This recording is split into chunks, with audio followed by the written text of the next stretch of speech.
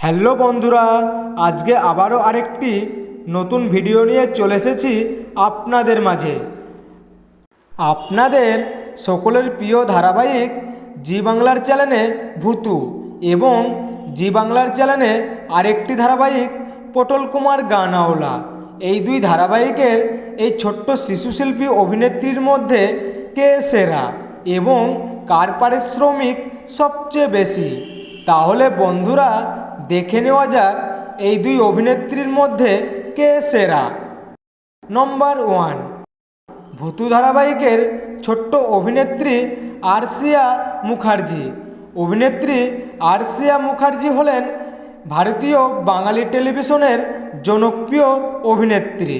ভূতু ধারাবাহিকটি হল ভারতীয় বাংলা ভাষার শিশুদের কমেডি ড্রামা টেলিভিশন সিরিজ এবং জি বাংলার চ্যানেলে প্রচারিত হয়েছিল।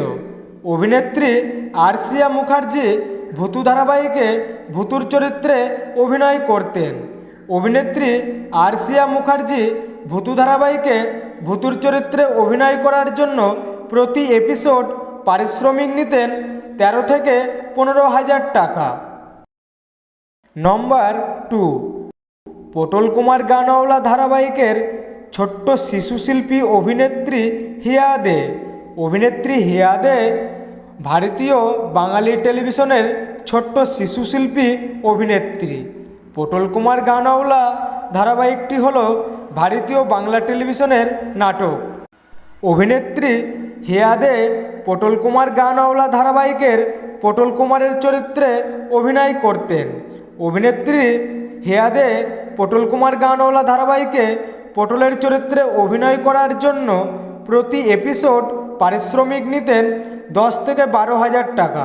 তো বন্ধুরা, ভূতু ধারাবাহিকের অভিনেত্রী আরশিয়া মুখার্জি এবং পটল কুমার গানাওলা ধারাবাহিকে হিয়া দে, এই দুই অভিনেত্রীর মধ্যে আপনাদের মতে কে সেরা এবং কার অভিনয় সবচেয়ে বেশি ভালো লাগতো কমেন্ট করে জানিয়ে দাও।